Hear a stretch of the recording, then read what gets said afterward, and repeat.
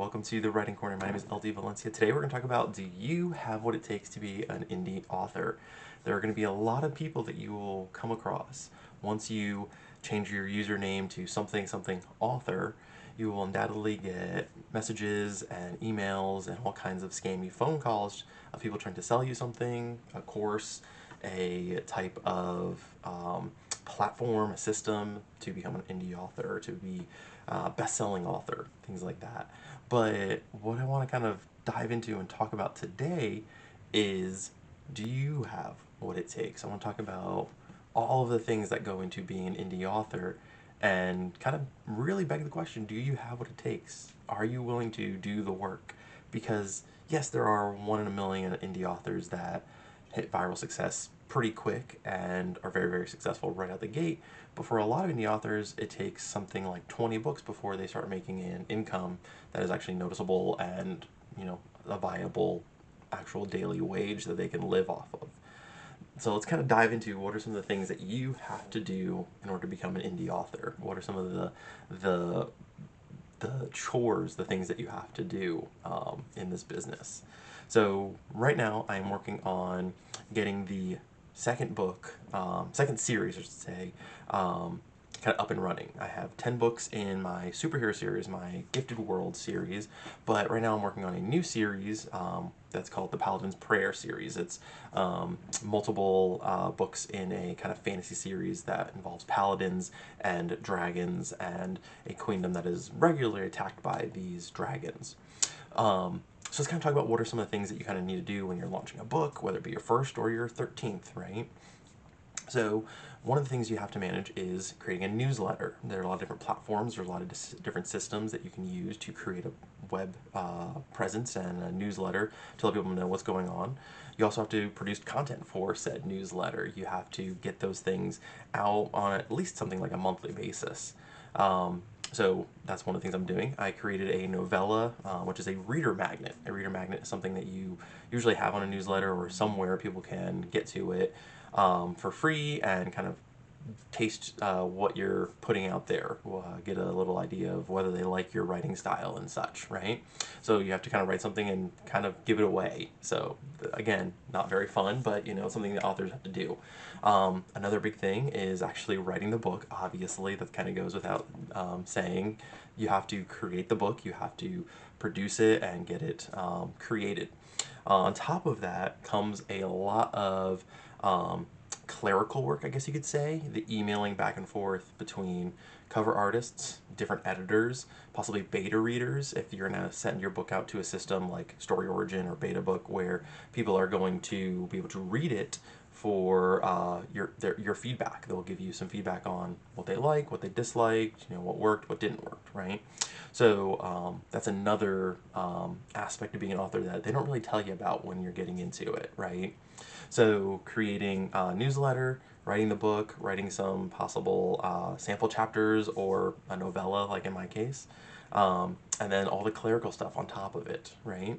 Now there's a lot of other things that you kind of have to do as you're getting into your first couple books, right?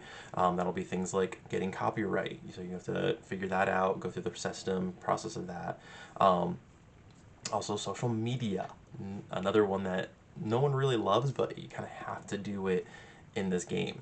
One of the main ways you're going to get discovered, you're going to be able to connect with readers, you're going to be able to build a platform, you're going to be able to build a brand, is social media. And it's a unfortunate thing that we all have to do, because I know a lot of authors like myself, we'd much rather be in the trenches working on our manuscripts, working on our book, and kind of focusing on that aspect of the business and not posting, coming up with cute little post ideas and coming up with clever lines for our book, or working on a hook for a post for the millionth time, right?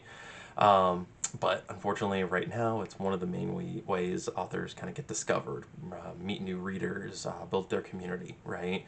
There are certain platforms that are better than others, and that's a video for another day, but one of the ways you're going to really be able to connect with readers and build a platform is social media, and that's something that we have to manage.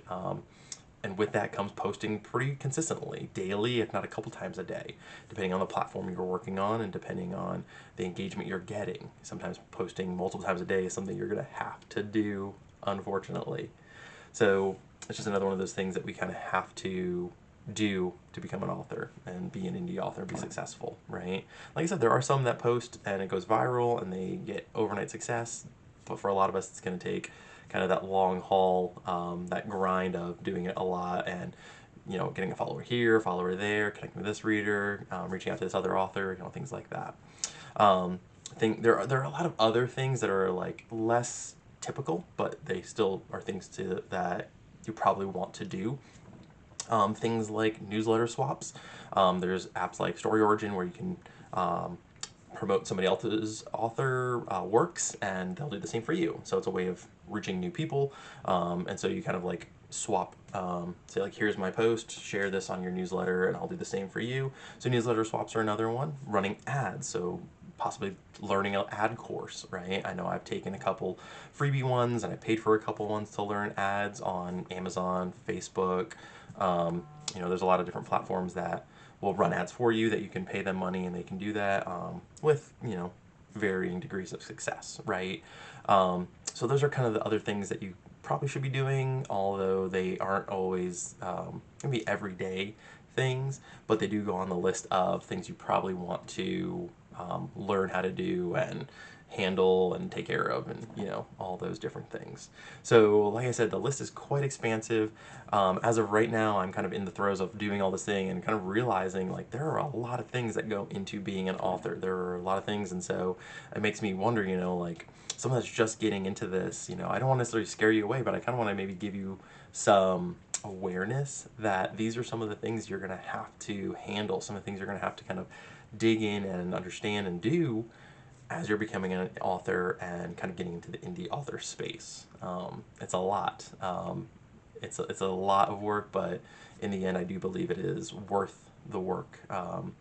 And I hope you take all these things with a hopefully, realizing like hopefully this will help you kind of learn to dig down deep and pull yourself up and continue at it.